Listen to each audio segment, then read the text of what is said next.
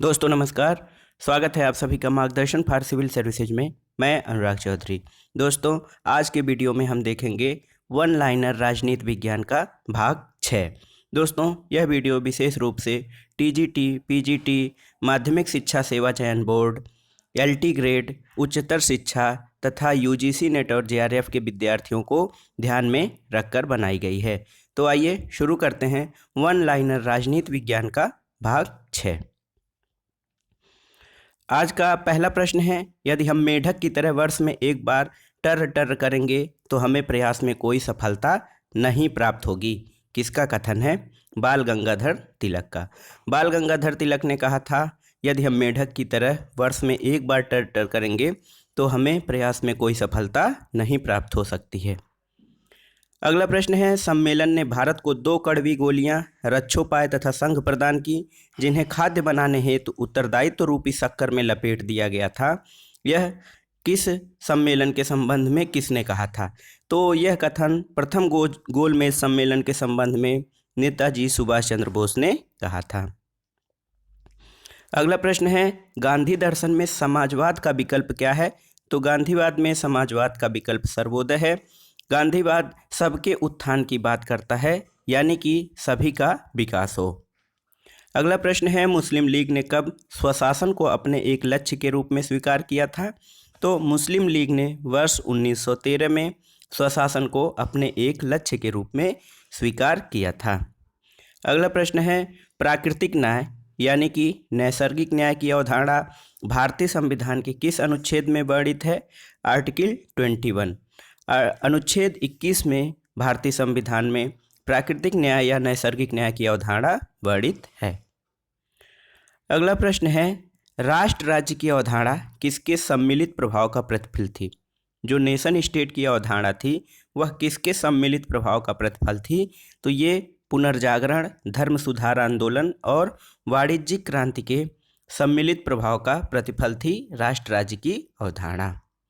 अगला प्रश्न है, इम्पॉर्टेंट है, कौन बहुलवाद को भविष्य की भविष्यवाणी मानता है? बहुलवाद को भविष्य की भविष्यवाणी कौन मानता है? Miss folate. मिस फॉलेट एक महिला राजनीतिक विचारक हैं जो बहुलवाद को भविष्य की भविष्यवाणी मानती हैं। अगला प्रश्न देखते हैं, राजनीतिक संप्रभुता की अवधारणा का सर्वप्रथम प्रतिपादन किसने किया था? यानी कि पॉलिटिकल सॉवरेनिटी की अवधारणा का सर्वप्रथम प्रतिपादक कौन था? डायसी। डायसी एक महत्वपूर्ण विधिवेत्ता हैं। इन्होंने राजनीतिक संप्रभुता की धारणा का सर्वप्रथम प्रतिपादन किया था।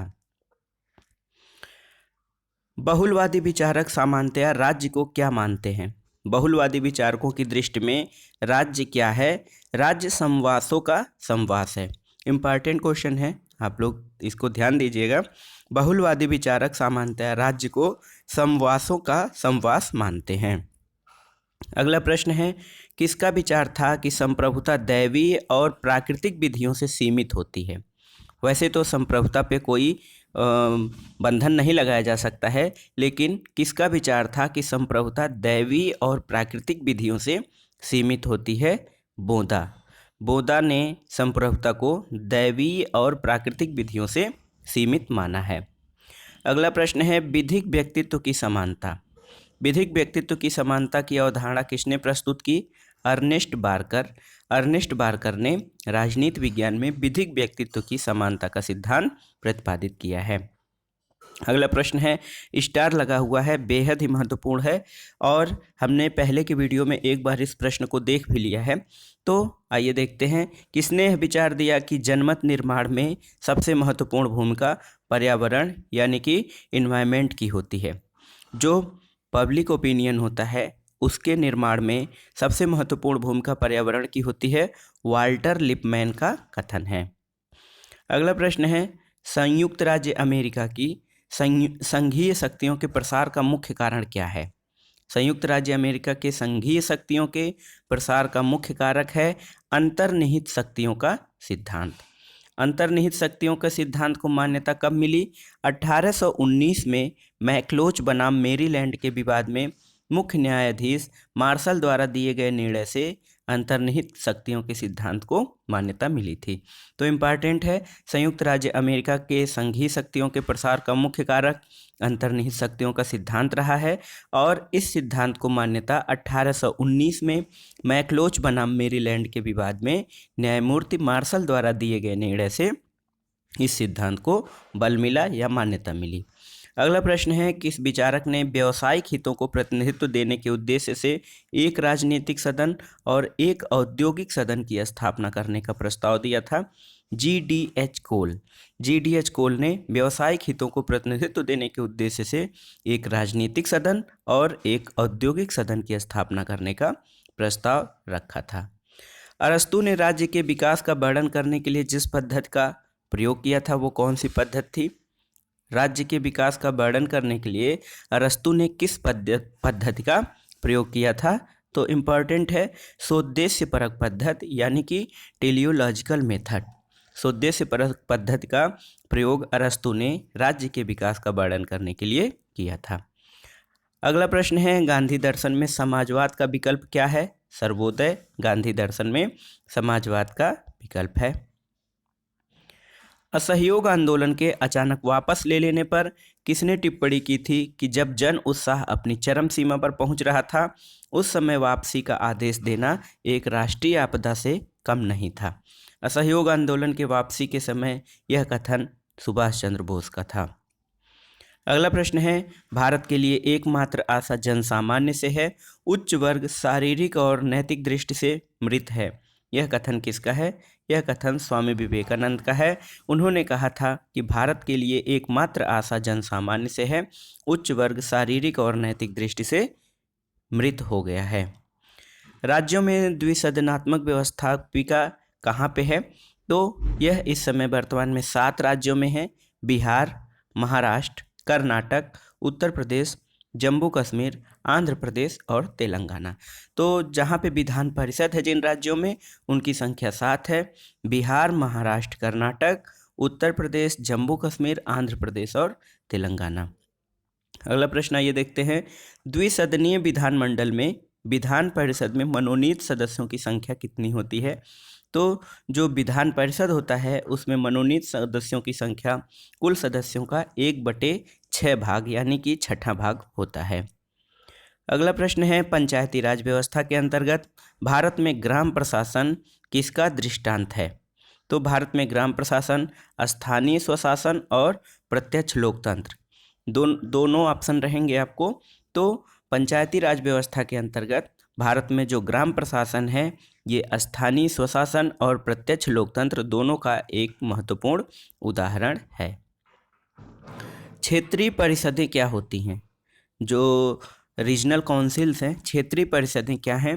क्षेत्रीय परिषदों की अध्यक्षता केंद्रीय गृह मंत्री करता है और ये परामर्शदात्री इकाइयाँ होती हैं।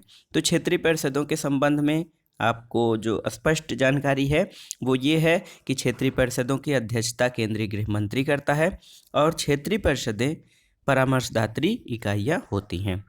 अगला प्रश्न है, भारत का नियंत्रक और महालेखा परीक्षक यानी कि CAG एक मित्र, दार्शनिक और पथ प्रदर्शक के रूप में कार्य करता है। किसके? तो लोक लेखा समिति के एक मित्र, दार्शनिक और पथ प्रदर्शक के रूप में भारत का नियंत्रक एवं महालेखा परीक्षक कार्य करता है।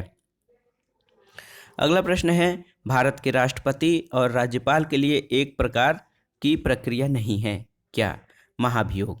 भारत के राष्ट्रपति और राज्यपाल के लिए एक प्रकार की प्रक्रिया महाभियोग नहीं है, क्योंकि राष्ट्रपति को उसके पद से साबित कदाचार या संविधान की अवहेलना करने पर उसे महाभियोग के द्वारा हटाया जा सकता है, जबकि राज्यपाल के लिए महाभियोग का कोई प्रावधान नहीं है। अगला प्रश्न है, यदि कोई संविधान संशोधन विधेयक लोकसभा से पारित हो जाता है और राज्यसभा उसे अस्वीकार कर देती है तो क्या परिणाम होगा? यदि कोई जो संविधान संशोधन विधेयक है लोकसभा से पारित हो जाता है और राज्यसभा उसे अस्वीकार कर देती है तो उस विधेयक का परित्याग करना पड़ेगा। अगला प्रश्न है, आइए देखते हैं, ये पुस्तकों से संबंधित है, महत्वपूर्ण पुस्तक से। तो आइए देखते हैं, पहली पुस्तक है the quest of justice. The quest of justice पुस्तक के लेखक हेराल्ड पाटर हैं। द सोशल जस्टिस के लेखक डेविड मिलर हैं। Aspects of justice C.K. Allen हैं। और ए थ्योरी ऑफ जस्टिस के लेखक जॉन रॉल्स हैं। एनार्की स्टेट एंड यूटोपिया के लेखक रॉबर्ट नाजिक हैं। The welfare state D.L. हॉबमैन हैं। और एस्से ऑन वेलफेयर स्टेट इम्पॉर्टेंट है टिटमस की कृति है एस्से ऑन वेलफेयर स्टेट। और a nation of the state इसके लेखक अलेक्जेंडर डेट्रिएज हैं। अगला प्रश्न है बियॉन्ड द वेलफेयर स्टेट की पुस्तक के लेखक कौन है? Beyond the welfare state Gunnar Myrdal की कृति है। अगला प्रश्न है किस राज्य को भारतीय संघ के महत्वपूर्ण राज्य का स्थान दिए जाने से पूर्व सहचारी राज्य या संयुक्त राज्य का दर्जा दिया गया था? तो 35वें संविधान संशोधन 1974 द्वारा सिक्किम को संयुक्त राज्य का दर्जा दिया गया था तथा 36वें संविधान संशोधन 1975 द्वारा भारत संघ में पहली अनुसूची के 22वें राज्य के रूप में सिक्किम को प्रवेश दिया गया था। यानी कि सिक्किम पूर्ण राज्य का दर्जा प्राप्त करने से पूर्व ये एक संयुक्त राज्य का उसको एक संयुक्त राज्य या सहचारी राज्य के रूप में दर्जा प्राप्त था। किस एक्ट के तहत एक नियंत्रण बोर्ड की स्थापना का प्रयास किया गया जिसके द्वारा ब्रिटिश सरकार भारत में ईस्ट इंडिया कंपनी के दीवानी सैनिक व राजस्व संबंधी मामलों पर अपना पूर्ण नियंत्रण स्थापित करती थी? तो ये 1784 का पिट्स इंडिया एक्ट था। अगला प्रश्न देखते हैं भारतीय विचारकों से कुछ संबंधित है और नीति निर्देशक तत्वों की प्रकृति पर। पन्निकर ने नीति निर्देशक तत्वों को आर्थिक क्षेत्र में समाजवाद की संज्ञा दी है। अंबेडकर ने इन्हें इकोनॉमिक डेमोक्रेसी या आर्थिक लोकतंत्र की संज्ञा दी है। B.N. राव प्रसिद्ध विद्ववेत्ता इन्होंने नीति निर्देशक तत्वों को नैतिक अनुदेश कहा है। और आइवर जेनिंग्स इन्होंने नीति निर्देशक तत्वों को पूर्ण आकांक्षा की संज्ञा दी है। अगला प्रश्न है परिवार संपत्ति और राज्य की उत्पत्ति पुस्तक के लेखक कौन है? एंगल्स, जिन्हें मार्क्स का सहयोगी माना जाता है। मार्क्स एंगल्स इन्होंने family property and origin of state नामक पुस्तक की रचना की है। किस रचना में मार्क्स का श्रम के प्रति उदासीनता संबंधी विचार यानी कि अलगाव संबंधी विचार मिलते हैं? इकोनॉमिक एंड फिलोसफिकल मैन्युस्क्रिप्ट 1844 इस बुक में मार्क्स के उदासीनता संबंधी विचार या अलगाव संबंधी विचार मिलते हैं। यह मार्क्स की पूर्वगामी या पूर्ववर्ती कृति रही है। किस विचारक ने सर्वप्रथम विश्व का ध्यान पुलिस राज्य की अवधारणा से कल्याणकारी राज्य की अवधारणा की ओर दिलाया? हेराल्ड जोसेफ लास्की ने सर्वप्रथम विश्व का ध्यान पुलिस राज्य की धारणा से लोक कल्याणकारी राज्य की धारणा पर लगाया। अगला प्रश्न है वेलफेयर स्टेट शब्दावली का सर्वप्रथम प्रयोग कहाँ किया गया था? तो वेलफेयर स्टेट यानी कि कल्याणकारी राज्य शब्दावली का सर्वप्रथम प्रयोग सिटीजन एंड चर्चमैन नामक पुस्तक में रिचर्ड टेम्पल ने किया था। अगला प्रश्न है राज्य केवल पर विषयक कार्यों यानी कि अदर रिगार्डिंग एक्शन में हस्तक्षेप कर सकता है, किसका कथन है? J.S. मिल। अगला प्रश्न है बहुलवाद प्लूरलिज्म का पिता किसे माना जाता है? गियरके को बहुलवाद का पिता माना जाता है। बहुलवाद के अनुसार राज्य की शक्ति का स्वरूप कैसा है? तो बहुलवाद की अनुसार राज्य की शक्ति का स्वरूप सापेक्ष होता है, जबकि संप्रभुतावादी विचारक राज्य की शक्ति को निरपेक्ष मानते हैं। अगला प्रश्न देखते हैं संप्रभु की परम शक्तियों को औचित्यपूर्ण बताने के लिए निगम की अवधारणा का प्रतिपादन किसने किया था? हीगल ने संप्रभु की परम शक्तियों को औचित्यपूर्ण बताने के लिए निगम की अवधारणा का प्रतिपादन किया था। एकलवाद का अर्थ क्या होता है? एकलवाद का अर्थ है संपूर्ण शक्तियों का एक ही बिंदु पर केंद्रित होना। अगला प्रश्न है संप्रभुता को कानून के नियंत्रण से मुक्त नागरिकों एवं प्रजा के ऊपर सर्वोच्च शक्ति के रूप में किसने परिभाषित किया है? बोधा ने संप्रभुता को कानून के नियंत्रण से मुक्त नागरिकों एवं प्रजा के ऊपर सर्वोच्च शक्ति के रूप में परिभाषित किया है। अगला प्रश्न है अधिकारों के वैधानिक सिद्धांत का समर्थन करने का श्रेय किसे है?